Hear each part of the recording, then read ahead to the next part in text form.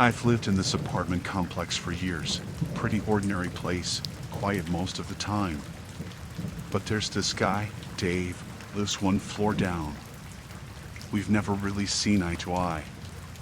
Parking spots are limited, and last week, it blew up into a full-blown argument between us. Words were exchanged, tempers flared, and it ended with us both walking away fuming. Since then, things felt off. Every time I saw him in the hallway, he'd shoot me this unsettling glare. I brushed it off, hoping it would blow over. But last night, something happened that shook me to my core. It was well past midnight, and I was just getting ready for bed when I heard this knock at the door. I hesitated, not expecting anyone at this hour. When I finally opened it, there he was, Dave, standing in the dimly lit hallway, this creepy grin plastered on his face. I tried to keep it civil, asking what he wanted, but his tone was off, almost eerie. He mumbled something about needing to talk about the parking space again. It didn't make sense.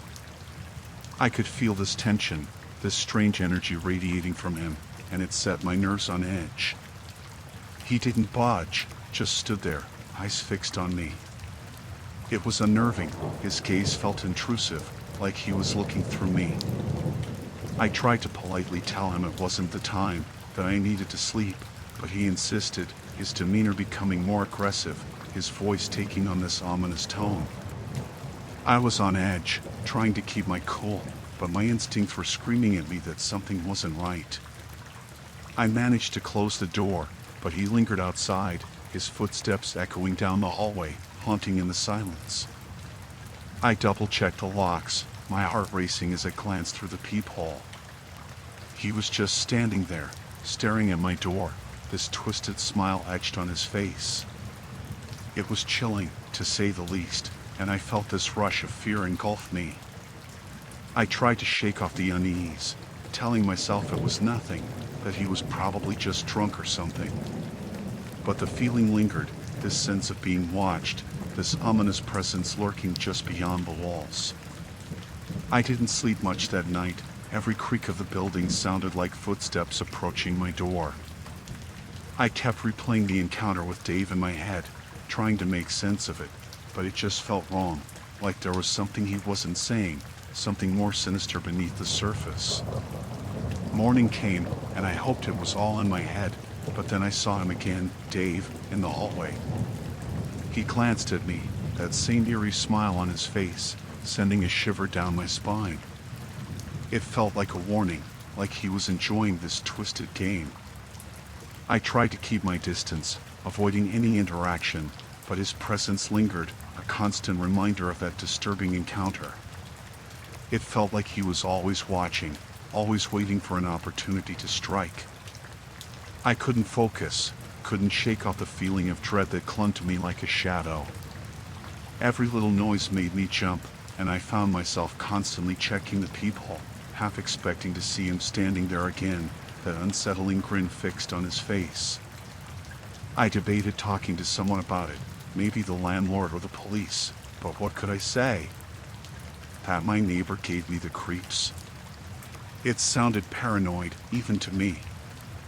But every passing hour made it harder to dismiss, harder to ignore the chilling feeling that Dave was a ticking time bomb.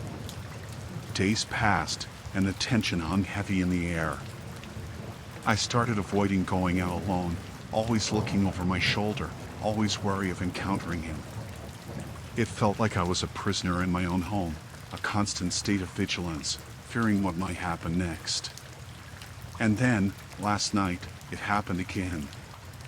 A knock at the door, late, too late for any reasonable visit. I hesitated, my heart pounding in my chest, and when I finally peeked through the peephole, there he was, Dave, that same twisted smile, that same unsettling gaze fixed on my door. I froze, dread pooling in my stomach. I knew I had to call for help, to do something, but fear paralyzed me. He kept knocking, this rhythmic pattern that felt like a threat, a looming danger inching closer. I backed away from the door, phone in hand, fingers trembling as I dialed 911. But before I could hit call, the knocking stopped. Silence enveloped the hallway, and I cautiously glanced through the peephole again. He was gone, vanished into the night, leaving behind this chilling sense of impending danger. I spent the night wide awake, alert to every sound, every shadow, fearing he might return. Morning brought some relief, but the fear lingered, the sense of being a target, of being watched by someone who seemed unhinged. I knew I couldn't stay there, in that constant state of fear, in the shadow of Dave's unsettling presence. I packed my essentials and headed to a friend's place, seeking solace and safety away from the haunting encounter. It's been a few days now, and I'm still on edge, haunted by the memory of those chilling encounters.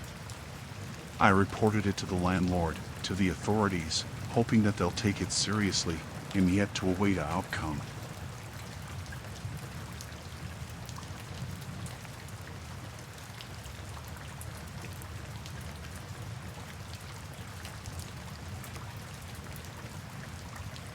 I moved into this quiet neighborhood a few months ago, looking for a fresh start.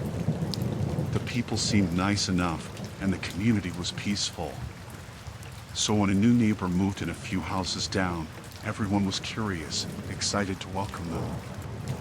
I received an invitation from the new neighbor, a casual get-together with other residents. It sounded pleasant, a chance to socialize and get to know the people living nearby. I grabbed a bottle of wine and headed to the gathering. The evening was warm, the atmosphere jovial, laughter filling the air. The new neighbor, Mark, seemed amiable, effortlessly charming, drawing everyone in with his anecdotes and charisma. But as the night wore on, people began to filter out until it was just Mark and me. At first, it was harmless chatter, the kind of small talk you engage in with a neighbor. But then, something shifted in the air. Mark's demeanor changed, his smiles turned colder, his eyes betraying a sense of something darker beneath the surface. I made an excuse to leave, trying to brush off the uneasy feeling that had crept in. But as I turned to go, he insisted on walking me home, claiming it was too late for me to be out alone. As we walked, Mark's conversation took a sinister turn. He spoke of things that made my skin crawl, unsettling ideas and comments that hinted at something deeply unsettling. His words dripped with an eerie intensity, a kind of malice that sent a chill down my spine. I quickened my pace, trying to distance myself from him, but he matched every step. The air was thick with tension, the street empty and silent except for our footsteps echoing against the pavement. I tried to remain composed, masking the rising panic within me, but it was impossible to shake off the feeling that I was in danger. Mark's words became more threatening, his tone shifting to something darker, filled with hints of violence.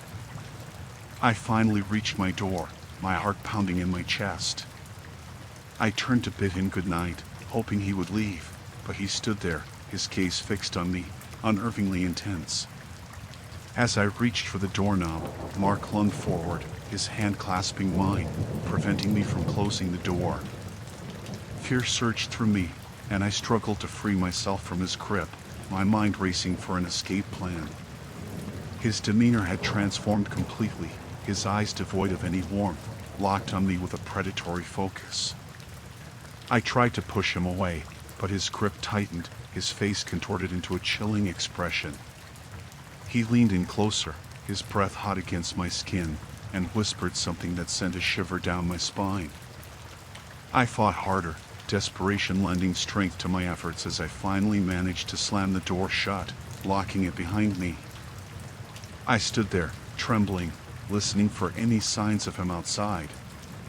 The house felt suffocatingly silent, every creak sounding like an impending threat. I rushed to secure all the doors and windows, my hands shaking uncontrollably. The fear in me was overwhelming, the encounter with Mark leaving me on edge, my mind racing through worst-case scenarios. I couldn't shake off the feeling that he was still lurking outside, watching, waiting for an opportunity.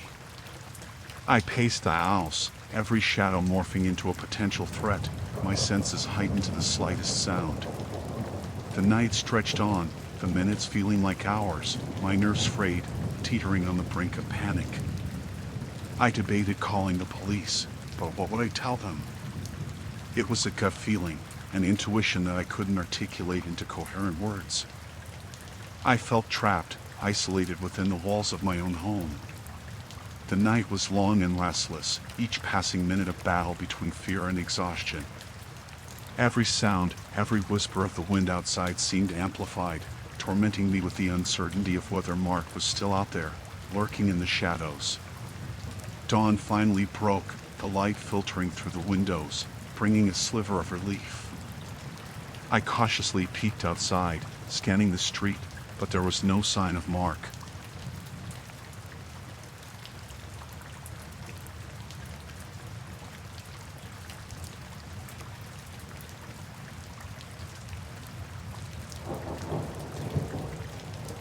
I've been living on this quiet street for a while now, and things have been pretty uneventful, peaceful even. But there's this one house that always caught my attention. It's not the architecture or anything like that, it's the neighbor who lives there.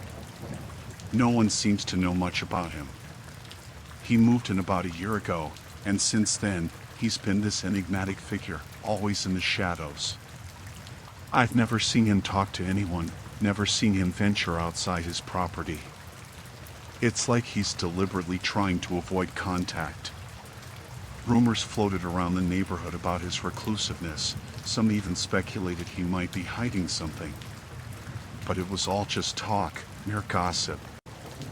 I'd catch glimpses of him occasionally, usually at dusk or late at night, moving around in his house, always alone.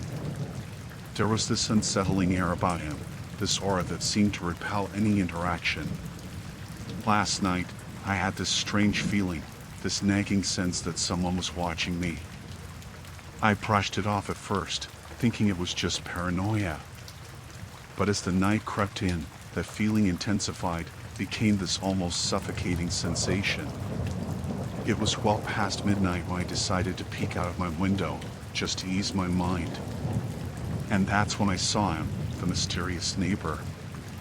He was standing in his yard, right beneath the streetlight, staring straight at my house.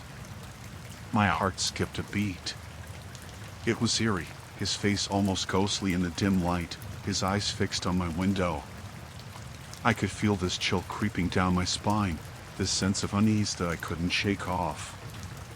I quickly drew the curtains, trying to push away the fear that was settling in. I told myself it was just a weird coincidence, that maybe he was just staring into space, lost in his thoughts. But deep down, I knew it was more than that. Something felt wrong. I couldn't sleep, kept tossing and turning, the image of him standing there etched in my mind. Every creak of the house made me flinch, every shadow seemed like it was moving. I felt this overwhelming dread, this certainty that something was about to happen. Morning came, and I tried to shake off the unease, tried to convince myself it was all in my head. But as I stepped out to grab the morning paper, there he was again, just standing on his porch, this time, staring directly at me. I felt this chill ripple through me, this mixture of fear and confusion. It was like he was watching my every move, studying me from a distance. I hurried back inside, my heart racing, feeling this sense of being under scrutiny, like I was a puzzle he was trying to solve. I tried to push it aside, tried to go about my day as usual, but I couldn't shake off that feeling of being observed, of being under his strange, intense gaze. Night fell again, and I made sure all my doors and windows were locked. I was on edge, expecting something, anything.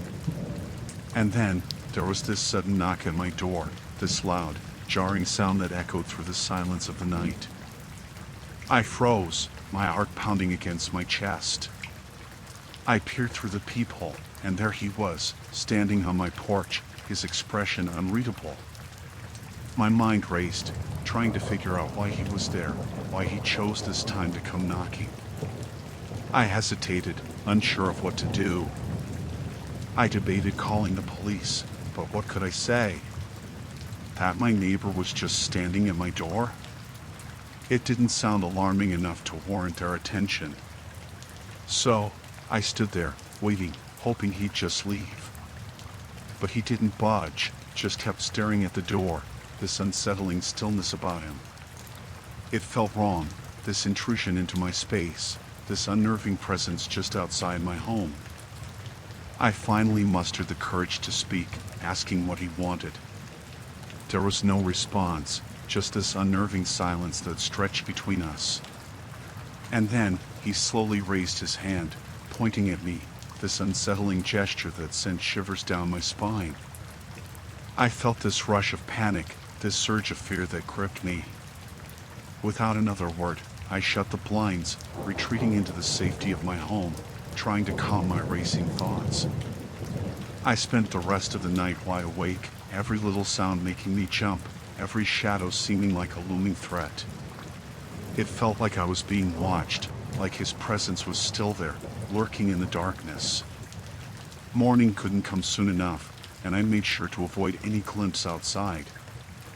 I didn't want to see him, didn't want to acknowledge that chilling encounter.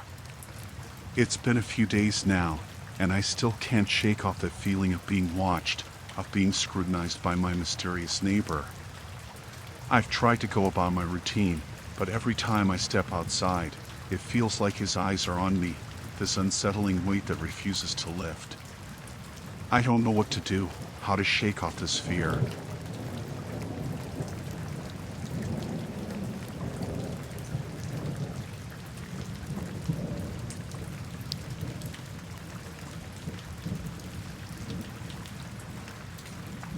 I'd moved into this apartment complex about 6 months ago. Everything seemed great at first, quiet neighborhood, nice neighbors, you know, the usual. But one neighbor, Mike, living 2 doors down, started acting weird.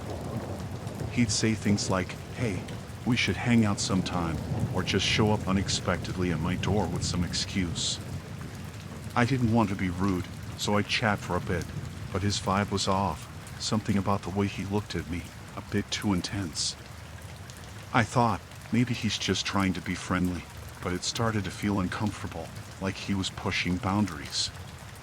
One day, it crossed a line. I was carrying groceries and struggling with the bags when he suddenly appeared, offering help. I thanked him but said I had it covered. He grabbed the bags anyway, saying he insisted, and followed me inside without waiting for an invitation. I didn't know how to get him to leave without causing a scene. Inside, he lingered, making small talk, but there was this tension, this feeling that things weren't right. I tried to wrap up the conversation, but he wouldn't take the hint. When he finally left, I felt this sense of relief. After that, he'd sometimes knock on my door late at night, asking if I wanted to watch a movie or have a drink.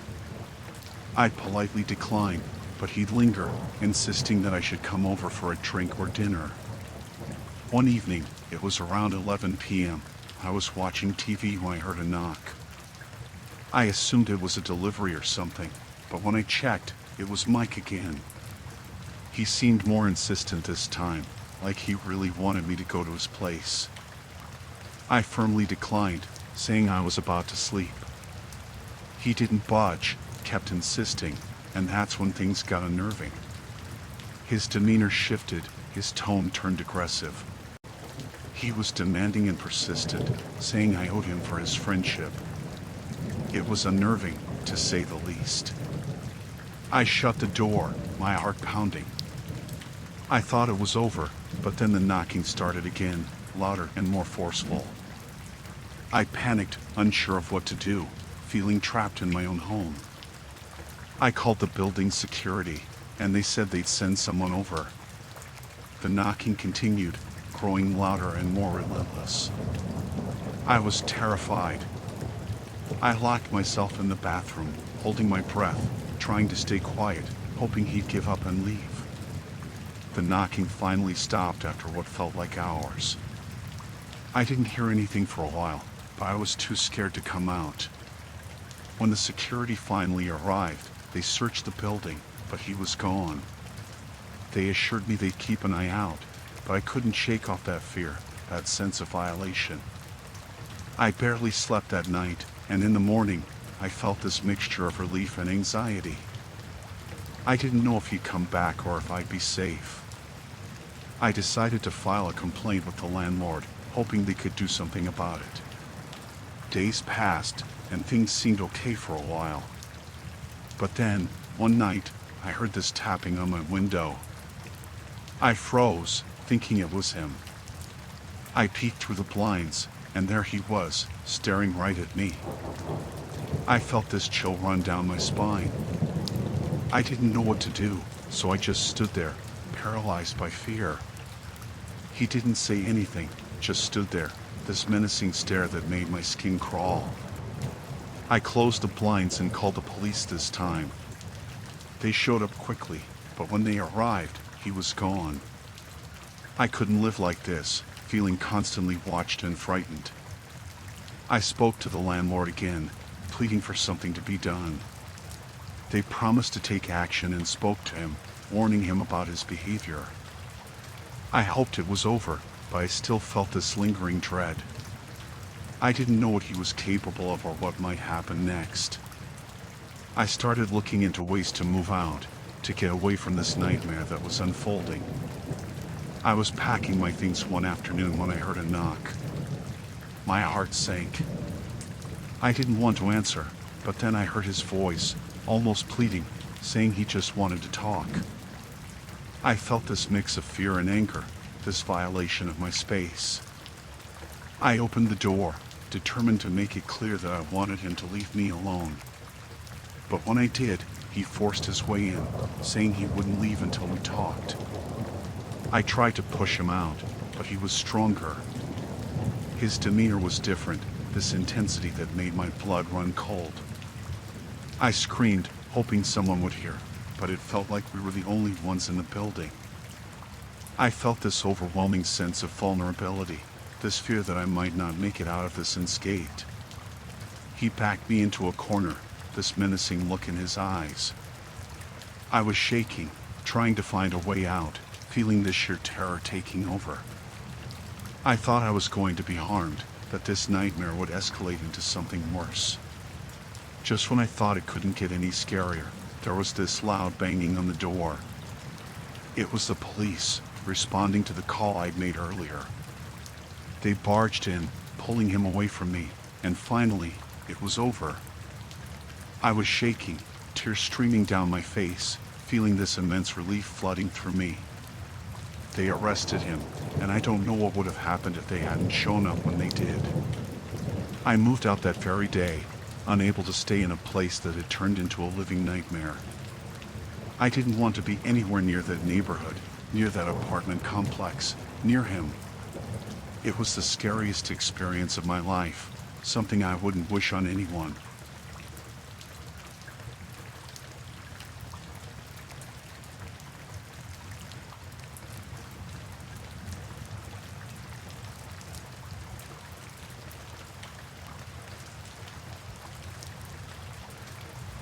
I moved into this quiet suburban neighborhood a couple of years ago, looking for a bit of peace and solitude. But things took a strange turn when this new neighbor, Diana, moved in next door.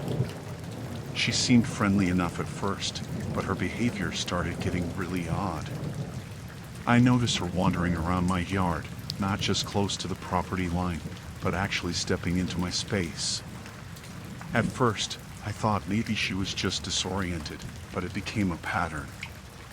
I'd see her through the window, lingering near my house, almost like she was checking it out. I decided to confront her about it, just to clear things up. I walked over to her place, knocked on the door, and when she answered, I tried to be polite, asking if everything was okay. She brushed it off, saying she was exploring the neighborhood. I let it slide, but then things got weirder. I'd hear noises outside my house at odd hours, like someone rummaging around. One night, I peeked out and saw her, flashlight in hand, snooping around my backyard. I didn't want to escalate things, so I let it go, but it was really unsettling. The tension kept building. One afternoon, I was working in the backyard, and she just strolled right in, uninvited, acting like it was the most normal thing in the world. I told her politely that she couldn't just come into my yard like that, but she got defensive, claiming she was just looking for something she'd lost. She lingered, asking strange questions about my house and my schedule. It felt invasive, uncomfortable. I tried to wrap up the conversation, but she wasn't getting the message. She wouldn't leave until she checked every corner of the yard. The breaking point came when I found her standing on my porch one night, just staring at the front door. It was unnerving, this invasion of my personal space. I asked her what she was doing, but she just smiled, this eerie smile that sent chills down my spine. She said she liked the view from my porch and that she'd like to come in for a chat.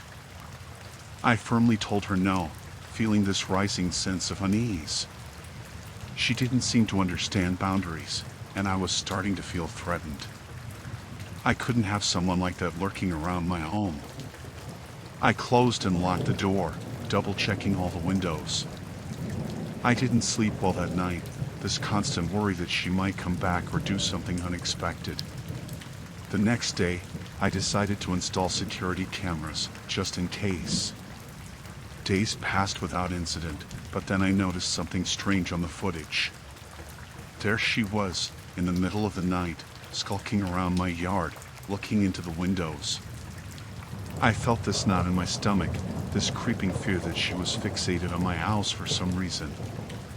I went to her house, trying to reason with her, to make her understand that this wasn't normal behavior. But she was dismissive, acting like I was overreacting. I felt this sense of powerlessness, not knowing what she might do next or how far she'd go. One night, I heard noises outside, this shuffling, like someone was trying to open a window. I checked the cameras, and there she was, right at my back door, fiddling with the lock.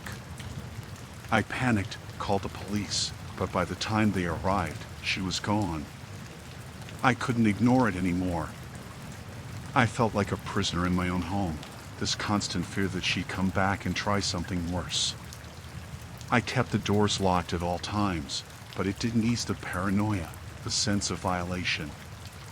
One evening, I was watching TV when I heard this tapping on the window.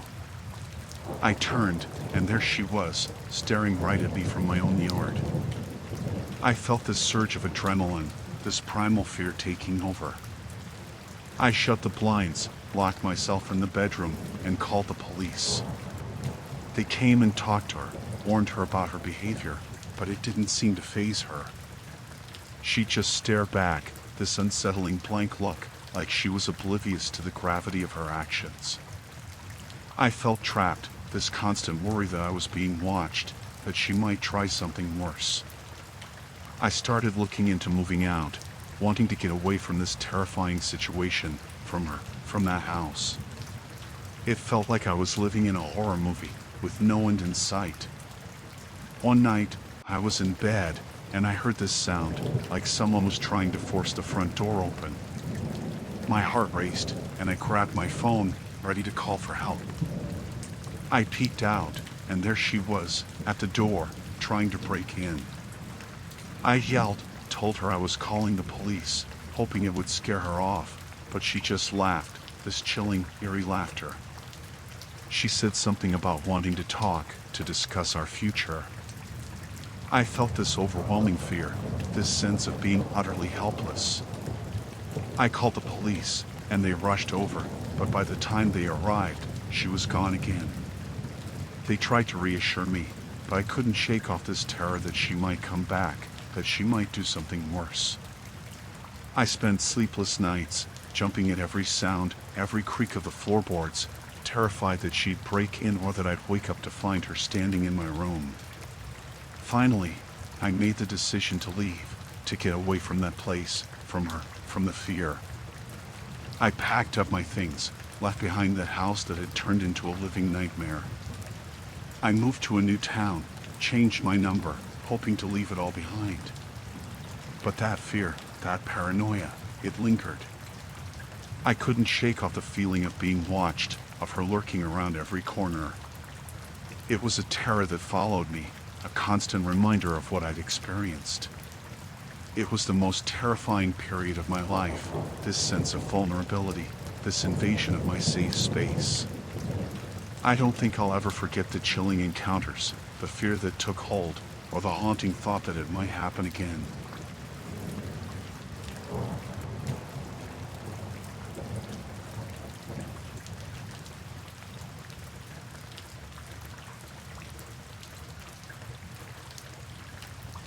I moved into this apartment complex a while back, and everything was pretty normal at first.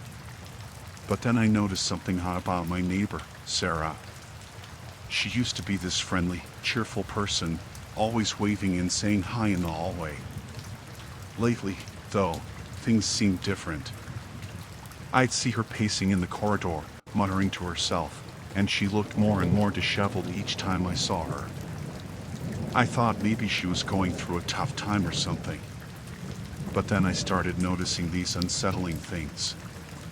There were strange sounds coming from her apartment late at night, like loud thuds and banging noises. Sometimes I'd hear her yelling or crying, and it just didn't seem right. I wanted to check on her, see if everything was okay, but I didn't want to intrude.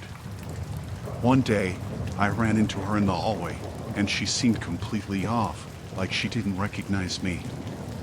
She was murmuring to herself, this blank look in her eyes.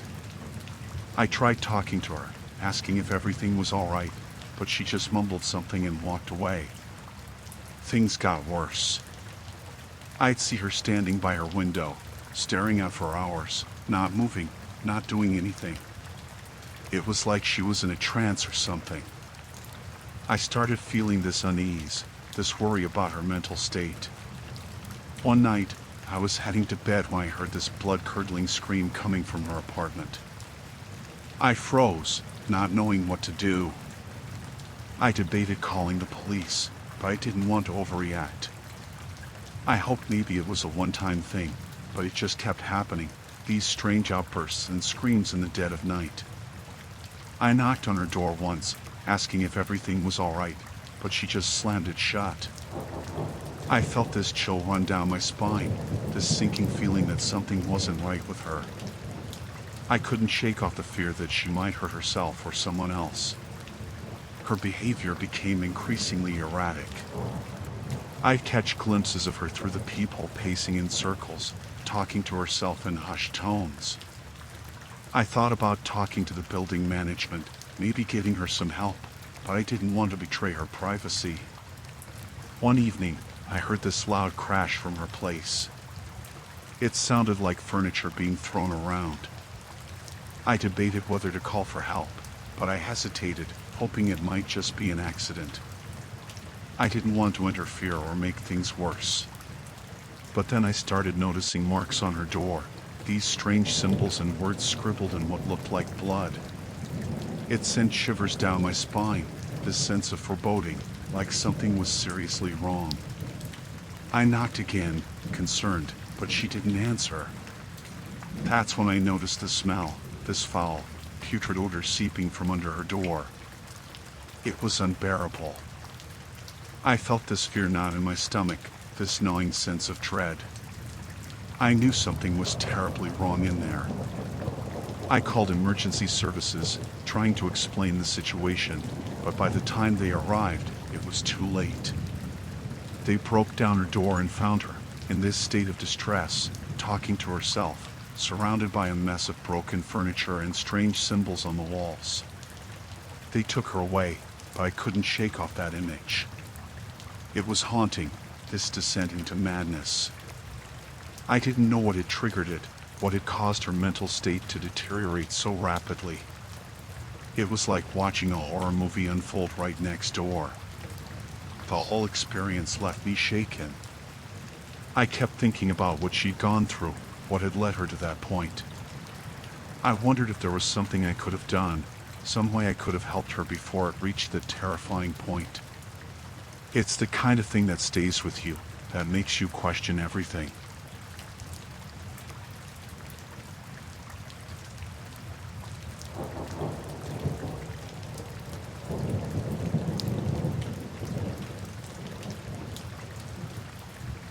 I moved into this new apartment, thrilled about starting fresh in a new neighborhood.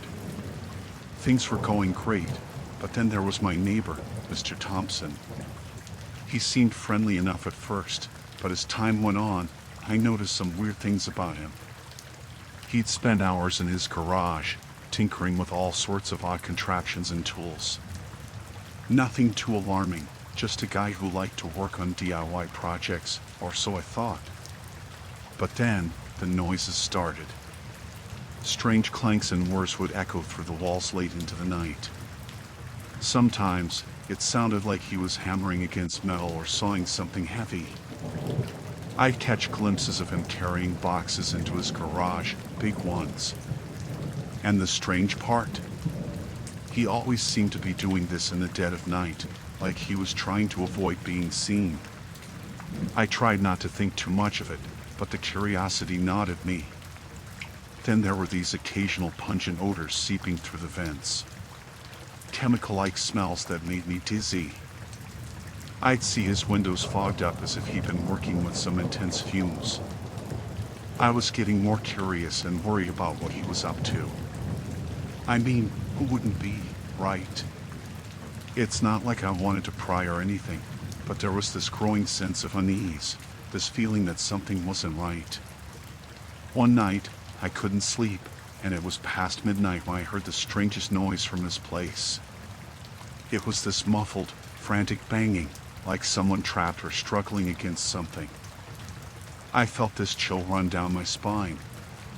I mean, it's one thing to have a hobby, but this was eerie. I wanted to check on him, make sure everything was okay, but I was scared too, you know? So, I hesitated, debating whether to call for help or knock on his door. The noise stopped, and everything went silent. I tried to tell myself it was probably just some DIY project gone wrong. But then things took a sinister turn. The neighborhood pets started disappearing, and that's when my concern turned to fear. I'd see him dragging these heavy bags into his garage, and it made me sick to my stomach. I couldn't shake off this feeling that something terrible was happening right next door. One evening, I saw him in the hallway. He had this wild look in his eyes, this unsettling grin that sent shivers down my spine.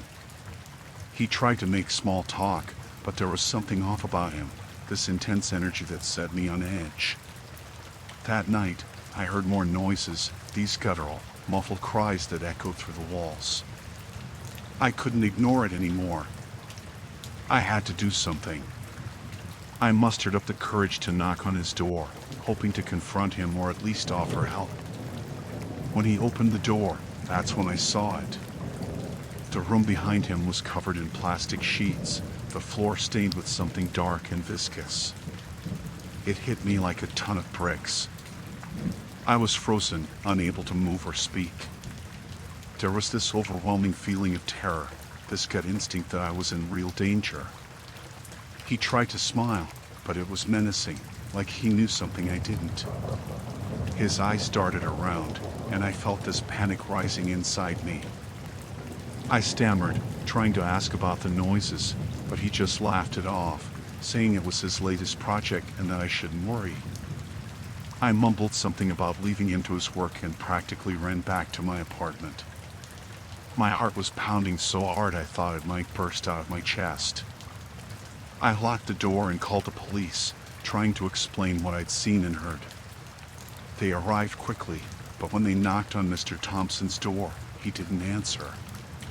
They checked around the property and found nothing out of the ordinary. They assured me they'd look into it, but I couldn't shake off that feeling of dread. I started noticing odd things outside his place, holes dug in the backyard, freshly poured concrete slabs. I was petrified, feeling like I was in a nightmare I couldn't wake up from. I couldn't sleep that night, or the next. Every noise made me jump, every creak in the building felt like him coming for me. The fear was paralyzing, this sense of impending danger lurking just a wall away. The police kept investigating, but there was no sign of Mr. Thompson. Days turned into weeks, and the neighborhood was on edge. There were rumors, whispers of strange happenings, but nothing concrete. I felt like I was losing my mind, constantly looking over my shoulder, afraid to leave my apartment. I'd hear noises from his place now and then, but whenever I glanced out my window, everything seemed normal. Then one day, the police discovered something chilling. They found a hidden compartment in his garage, and it was a scene straight out of a horror movie. Tools, bloodstains, and something that looked like a cage.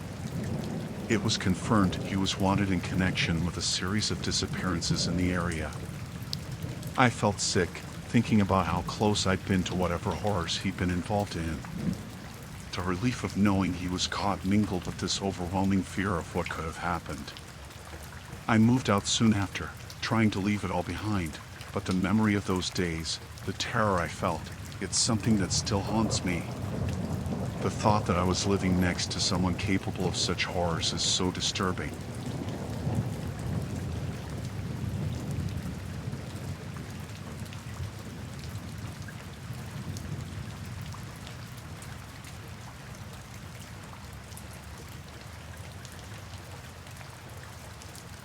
I can feel my heart racing just thinking about that night. It was like any other evening, nothing out of the ordinary. I'd been busy inside, trying to unwind after a long day. Then, when I glanced out the window, I saw him, Mr. Harris, lurking near the fence, peering into my garden. It sent this chill down my spine. At first, I tried to ignore it, thinking maybe he dropped something in my yard. But there was something unsettling about the way he was staring. It wasn't a friendly neighborly gaze. It was this intense, eerie stare. I felt this cold shiver run through me, this sudden wave of unease. I mean, it was late, and why on earth would he be in my garden at this time? The more I thought about it, the more my heart pounded with fear. I tried to tell myself it was just a misunderstanding, but I couldn't shake off this sense of danger. I knew I had to confront him, ask him what he was doing, but I was terrified. What if he was up to something sinister? What if he meant harm? I stood there, frozen, unsure of what to do. I mustered up the courage to step outside. As soon as I did, he scurried away, disappearing into the night. The fear twisted my stomach into knots. I tried to tell myself it was probably nothing, that maybe he was just looking for his pet or something. But deep down, I knew it was more than that. I couldn't sleep that night. Every little creak outside made me jump. Every shadow seemed like him lurking in the darkness. I kept the lights on, feeling this overwhelming sense of vulnerability. It was like my safe space had been violated. The next day, I tried to brush it off, thinking maybe it was just a one-time thing. But then, I noticed more strange behavior. He'd always find some excuse to pass by my house, sometimes lingering a bit too long, looking in my direction. It made me feel like prey being watched by a predator. I felt this increasing dread whenever I saw him outside. I didn't know how to deal with it. Should I confront him? Ignore it? I was scared to do either. The whole situation felt suffocating, like I was trapped in this twisted game I never signed up for. Then came the night when it all escalated. I was in my kitchen, washing dishes when I glanced out the window again. And there he was, in my garden, this time closer, almost pressed against the glass. My heart thundered in my chest, and this overwhelming fear gripped me. I didn't know what he was up to, and I didn't want to find out.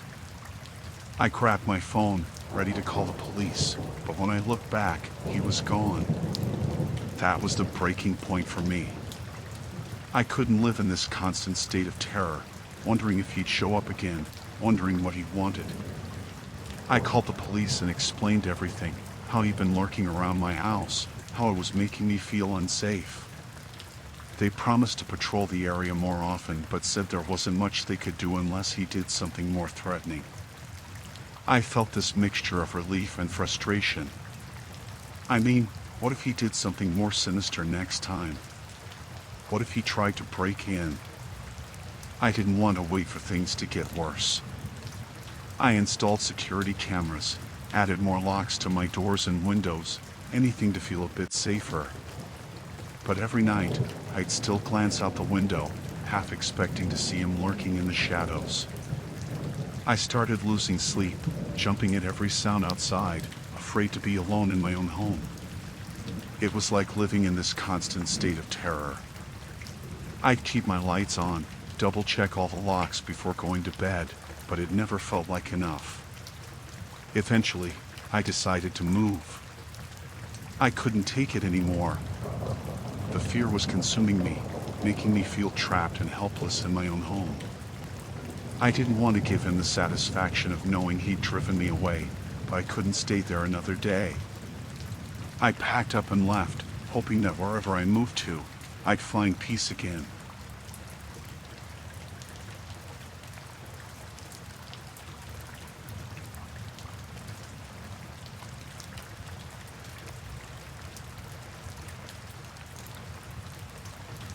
I'm sitting in my living room light. It's late, and the only sounds are the distant hum of the air conditioner and the gentle ticking of the clock on the wall. My mind is foggy from a late-night movie binge, and I'm ready to turn in.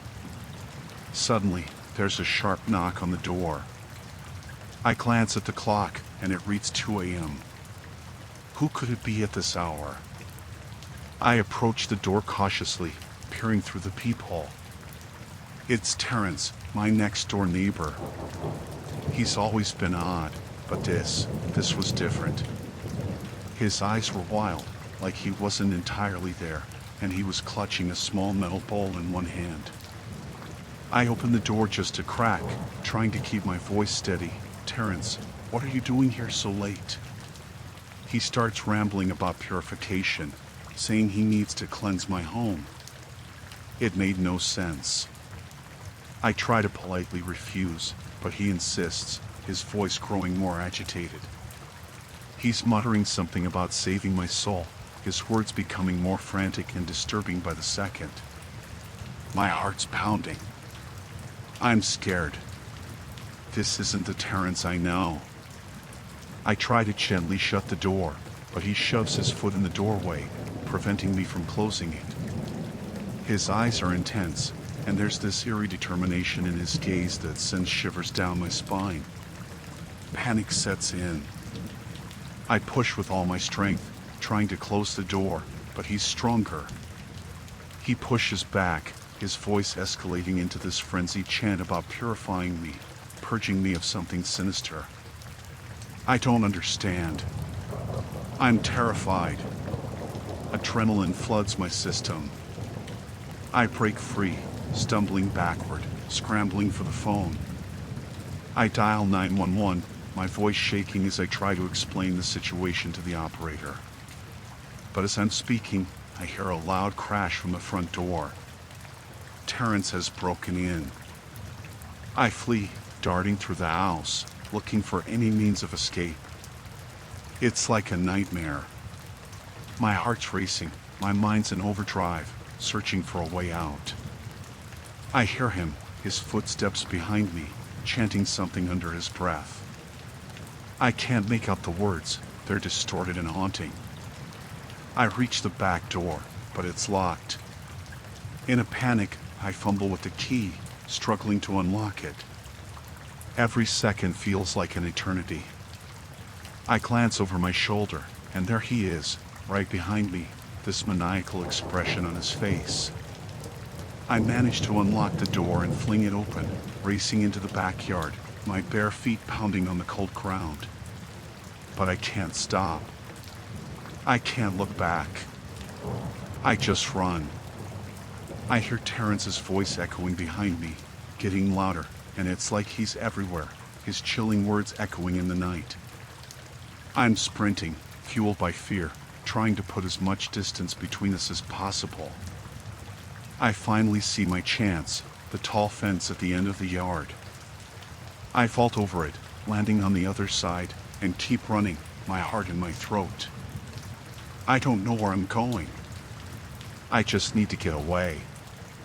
The adrenaline starts to ebb, replaced by sheer exhaustion and this overwhelming sense of dread.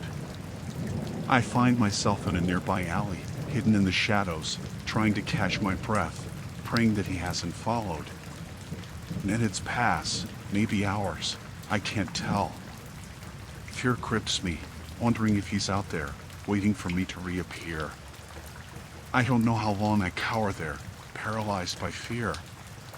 Eventually, I gather the courage to peek out, to check if he's gone. The street seems empty, eerily quiet. I cautiously emerge from the alley, every sense on high alert, scanning my surroundings, looking for any sign of danger. I make my way to a neighbor's house, pounding on their door, desperate for help. They let me in, and I'm shaking, tears streaming down my face as I try to explain what happened. The police arrive soon after, and I recount the terrifying ordeal. They search for Terrence, but he's nowhere to be found. It's like he vanished into thin air. They assure me they'll keep an eye out for him, but they can't promise much else. I'm left shaken, traumatized by the night's events. I can't sleep, can't shake off the feeling that Terrence might return, that I'm not safe. The police patrol the area more often, but it doesn't ease the constant fear that lingers within me. It's a nightmare, a living nightmare that I can't escape. I look at my home, my safe haven, and it feels violated. I can't shake off the image of Terrence, the manic look in his eyes, the terrifying obsession with this bizarre purification.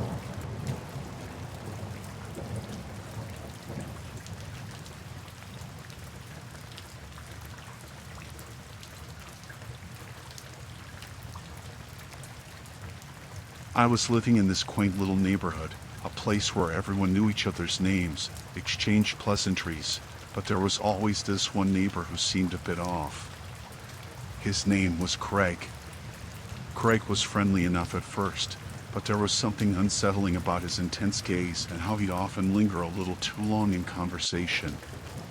It all started with something so trivial, a simple dispute over the property line. I'd noticed some of his stuff creeping onto my side, and I politely mentioned it to him. That's when things took a turn. He got defensive, started yelling, accusing me of trying to take over his space. His tone was aggressive, intimidating. I didn't want any trouble, so I backed off, hoping it would blow over. But it didn't. His attitude towards me changed drastically. He'd glare when we passed each other, muttering under his breath. It was like living on edge, wondering when the next confrontation would happen. One evening, I was in the backyard, just trying to unwind after a long day. I heard this loud banging noise, like someone repeatedly slamming a door. My heart raced as I realized it was coming from Craig's place. I glanced over and saw him, wild-eyed and furious, pacing back and forth in his yard. I pretended not to notice, trying to go about my business, but he kept staring at me, this unsettling intensity that sent shivers down my spine.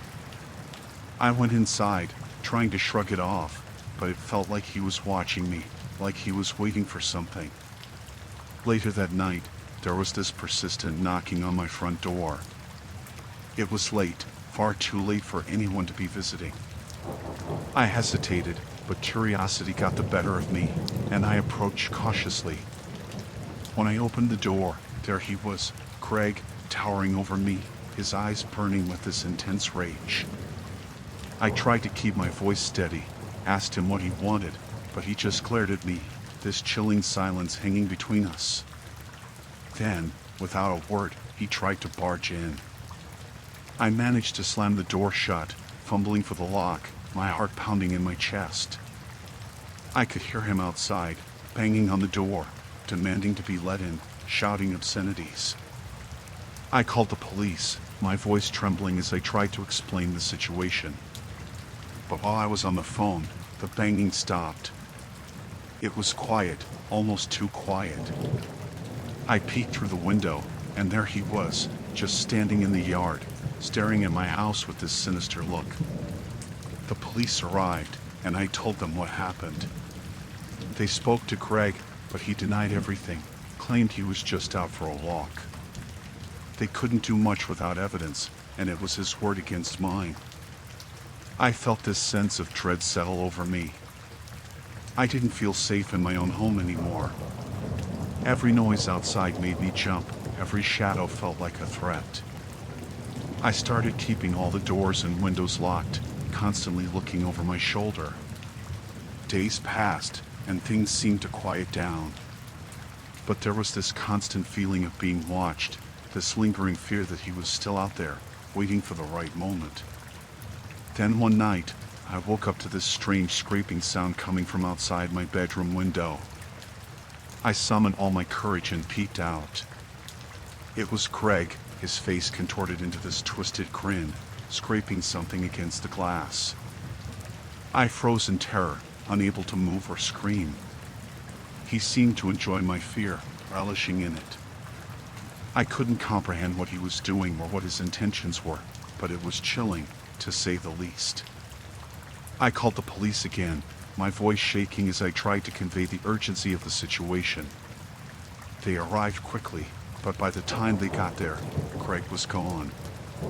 They searched the area, but there was no sign of him. The police suggested getting a restraining order, but that wouldn't keep him away if he was determined. I felt trapped, like there was no escape from this relentless fear, this looming threat that Greg posed. I stayed with a friend for a while, hoping to feel safe again, but every time I returned home, it felt like stepping into a nightmare. I never knew when he'd show up, or I'd have to face the terrifying encounter again. I couldn't live like that, in constant fear. Eventually, I made the difficult decision to move away, to start fresh somewhere else, away from Greg and the haunting memories of that unsettling, terrifying time. It was a chapter one wanted to erase from my life, but one that I knew would linger in my nightmares for a long time to come.